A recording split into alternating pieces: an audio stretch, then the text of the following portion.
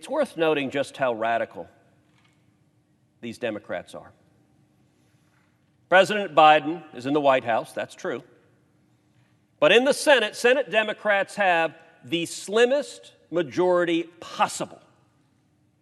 This is a 50-50 body. It is only by virtue of the vice president's tie-breaking vote that they have any majority at all. And yet Democrats have interpreted this incredibly close election as a mandate to radically transform this country. Joe Biden didn't campaign on that. Joe Biden campaigned as a nice, happy, centrist moderate. No more mean tweets, nothing to scare you at home. We're just going to return to the halcyon days of yesteryear. 5 years ago, well, let's go back even further than that. 9 years ago, Mr. President, when you and I were both elected to the Senate, we arrived here at the exact same time. 9 years ago, there was exactly one socialist in this body that admitted he was a socialist. That was Bernie Sanders. If you ask Senator Sanders, he would say, I'm a socialist. I'm not a Democrat. I'm running as a socialist. And most of the Democrats in this body would say, no, no, no, that's not me. I'm not a socialist like him. That was a fringe view. Even in the 2020 election, Joe Biden, when he was running in a primary against Bernie Sanders, said, no, no, no, no, I'm not a socialist. Well, today, Bernie Sanders is the chairman of the Budget Committee. We are in the midst of debating passing the Bernie Sanders socialist budget, $5.5 trillion.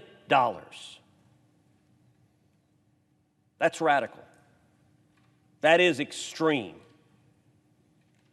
And I think our Democratic colleagues are too scared of the left flank in their own party to dare stand up to it.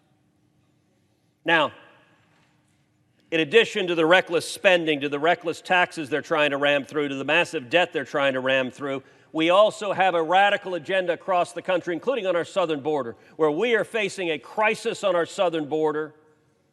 Over 2 million people are expected to cross illegally this year.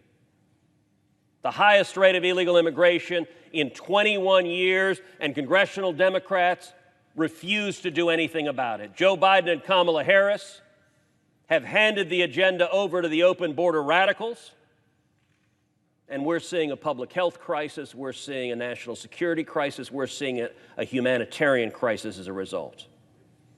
And as bad as the economic and domestic policy has been, the foreign policy has been even worse, including the greatest national security disaster and foreign policy disaster in a generation. The utterly incompetent and calamitous surrender in Afghanistan.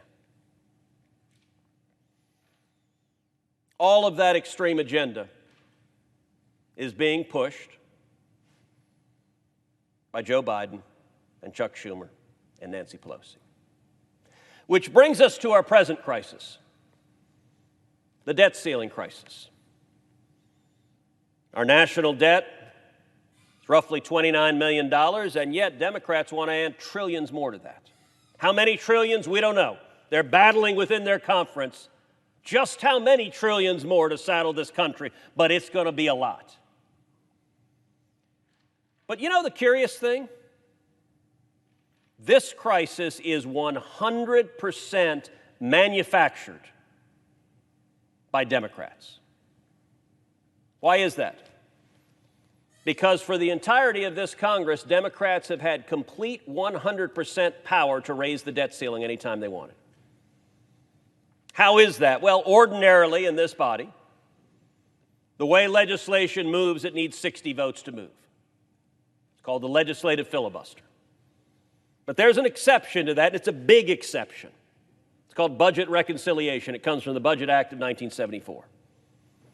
Under budget reconciliation, you only need 50 votes, not 60 votes. It's the biggest exception that exists to the filibuster rule.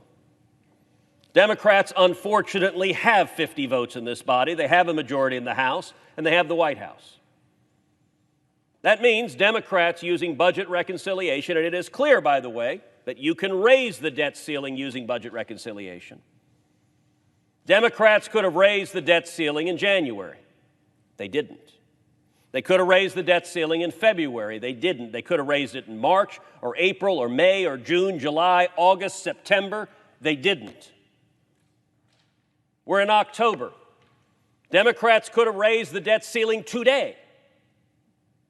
They didn't.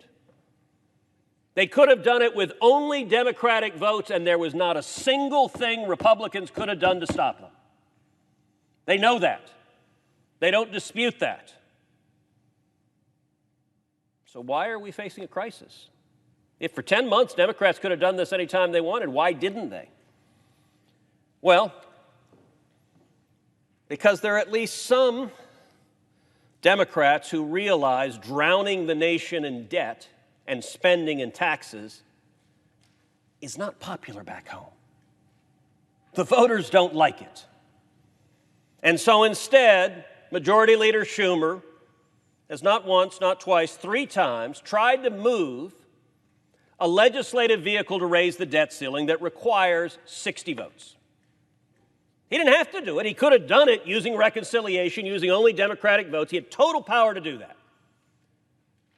But he didn't want to do that. He wanted to use it to move it forward in a way that required at least 10 Republicans to join with him. Why? There is one and only one reason for this.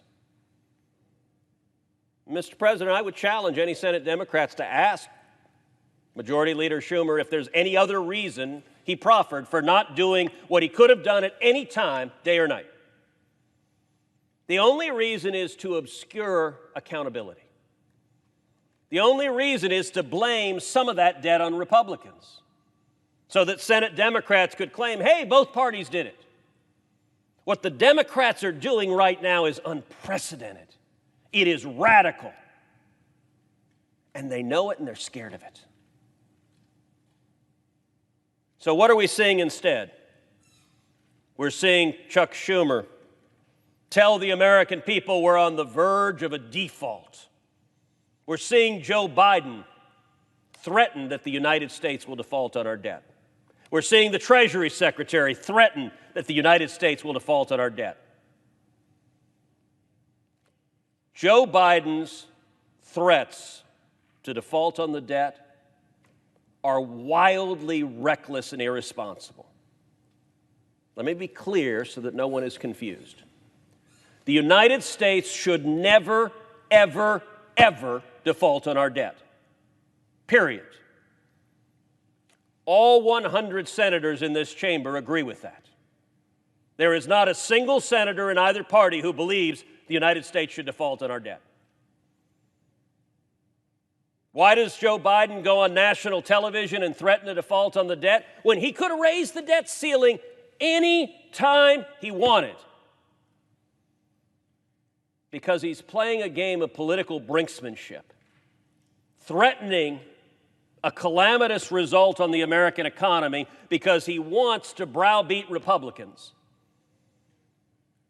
into serving as a smokescreen to help hide the responsibility Democrats pay for their massive spending and debt. And I got to say, for the last several months, I was proud of my party. Republicans were united. We were standing together. We were standing as one. And every single Republican, all 50 Republicans, were telling anyone that would listen, we will not participate in raising the debt ceiling. If the Democrats are going to raise trillion in spending, they need to raise the debt ceiling and own the debt that their reckless spending is producing.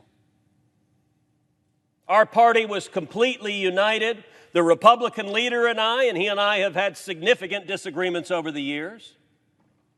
But on this question, we were in exactly the same place. We were saying exactly the same thing. Our conference has a wide range of views, from conservatives to moderates to libertarians. All 50 of us were on the same page. The Democrats have the power to raise the debt ceiling on their own. They are engaged in wildly reckless spending. And if they're going to do that, they need to be the ones to vote for this debt. We were united for 2 months. Indeed, 46 of us signed a letter to Chuck Schumer, I think 2 months ago, making clear what our position was. I helped write that letter. It was not a fringe position of a couple of members of the conference. We got 46 out of 50 Republican senators to sign it.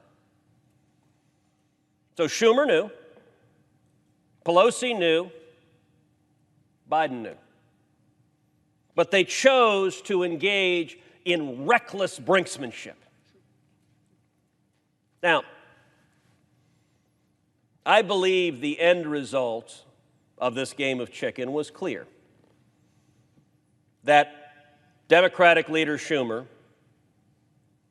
was on a path to surrender, was on a path to doing what he should have done a week ago or 2 weeks ago or 3 weeks ago or a month ago or 2 months ago, which is moving a reconciliation bill and raising the debt ceiling. And I can tell you there were Democratic senators, multiple Democratic senators coming to me, coming to other members of my party, saying, okay, how much time would it take to move a reconciliation bill? Can we get it done in time for the October 18th date that the Treasury Secretary has laid out? And to a person, Republicans answered, yes, there's plenty of time under the rules of reconciliation to move forward. There's no barrier. You have all the time you need. I believe Democratic leader Schumer was on the verge of surrendering. And then, unfortunately, yesterday, Republicans blinked.